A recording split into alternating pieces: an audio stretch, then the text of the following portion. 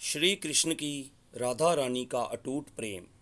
एक बार अधिक गर्मी पड़ने से राधा रानी का चेहरा मुरझा सा गया। ये देखकर कीर्ति मैया को बड़ी चिंता हुई। कीर्ति मैया ने ललिता जी को बुलाकर कहा, ललिते, अब कुछ दिन राधा कहीं बाहर नहीं जाएगी। तुम इस बात का ध्यान रखना। मैं नंद रानी को कहलवा दूंगी। कुछ दिन राधा रसोई करने नहीं जाएगी। वह कृष्ण के लिए भोजन रोहिणी से बनवा ले। पूरा ब्रज जानता है, राधा के बाद कोई अमृत तुल्य भोजन बनाता है तो वह है माता रोहिणी।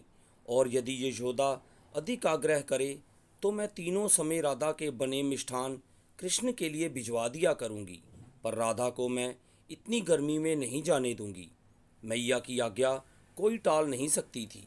जो राधा रानी विधाता को पलकें बनाने के लिए दोष देती है कि विधाता ने पलकें क्यों बनाई, ना पलकें होती ना वह झपकती, और कृष्ण दर्शन एक पल के लिए भी छूटता नहीं।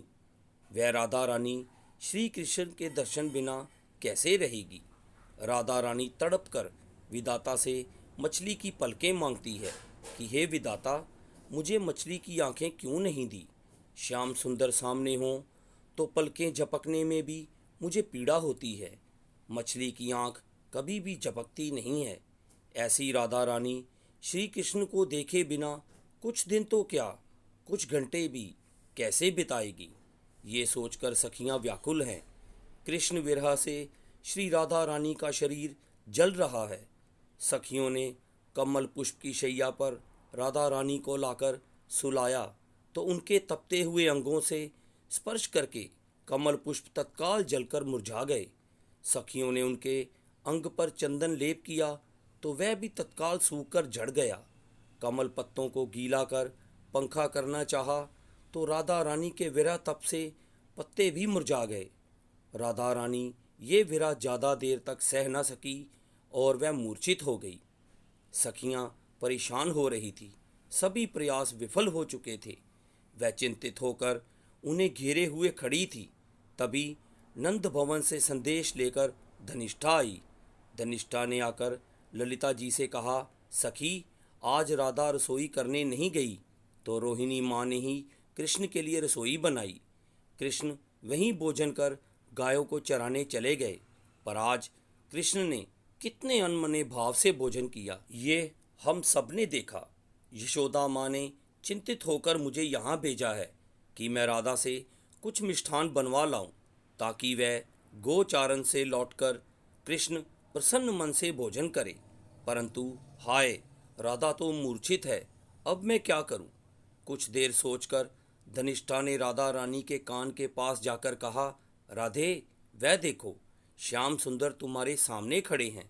इतना सुनते ही राधा रानी की मूर्छा जाती रही। वह उठकर बैठ गई।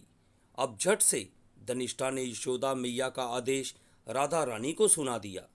विरह ताप से तापित होने पर भी राधा रानी ने जैसे ही धनिष्ठा के मुख से ब्रजेश्वरी का आदेश सुना, उन्हें मानो शरीर में प्रचुर बल मिल गया हो। राधा रानी सखियां से बोली, हे रूप मंजरी, शीघ्र चूल्हे को लीप कर उसमें अग्नि प्रज्वलित करो। यहाँ कढ़ाई ले आओ। ब्रजेश्वरी के आदेश के अनुसार मैं श्याम सुंदर के लिए भोजन बनाऊंगी। हे सखी, मैं प्रतिदिन जितने मोदक बनाती हूँ उससे 4 गुना अधिक बनाऊंगी। तुम सब मेरे स्वास्थ्य की तनिक भी चिंता मत करो। ऐसा कहकर राधा रानी चूल्हे के पास चौकी पर बैठ गई। ये महाआश्चर्य सखियां देख रही थी। प्रेम की कैसी महिमा। कुछ देर पूर्व जिन्हें विरह ताप से तापित शरीर के स्पर्श से कमल पंखुड़ियों की शैया मुरझा गई, वही राधा रानी प्रियतम के लिए मिष्ठान बनाने के लिए अग्नि के पास ऐसे बैठी हैं मानो शीतल चांदनी में बैठी हों। धन्य प्रेम। प्रियतम सुख के लिए आज अग्नि उनके शरीर को महाशीतल कर रही है। राधा रानी की प्रसन्नता, उनका चौगुना उत्साह देख ललिता जी कीर्ति मैया को बुला लाई और बोली, मैया, आप देख रही हैं ब्रजेश्वरी की आज्ञा पालन में राधा रानी का कैसा उत्साह है। ये सब मैया यशोदा के वात्सल्य प्रेम का प्रभाव है। वह राधा रानी से श्याम सुंदर जितना ही प्रेम करती हैं। इतना कहकर ललिता जी चुप हो गई। आगे कुछ भी ना बोली। कीर्ति मैया बोली, सही कह रही हो ललिता, यशोदा रानी को देखे बिना एक दिन नहीं रह सकती। यशोदा राधा को अपने स्नेह से सिक्त कर देती है, अपना वात्सल्य इस पर उड़ेल देती है। उसका वात्सल्य इसके लिए एक आशीर्वाद है। इस आशीर्वाद से मैं राधा को वंचित क्यों करूं? ललिता, कल से तुम राधा को नंद के यहाँ ज़रूर ले जाना। ये सुनकर ललिता जी सहित सभी सखियां अत्यंत प्रसन्न हुई। तो दोस्तों, आपको ये कहानी कैसी लगी? कमेंट बॉक्स में ज़रूर बताएं। कहानी को लाइक, शेयर और चैनल को सब्सक्राइब करना ना भूलें। धन्यवाद।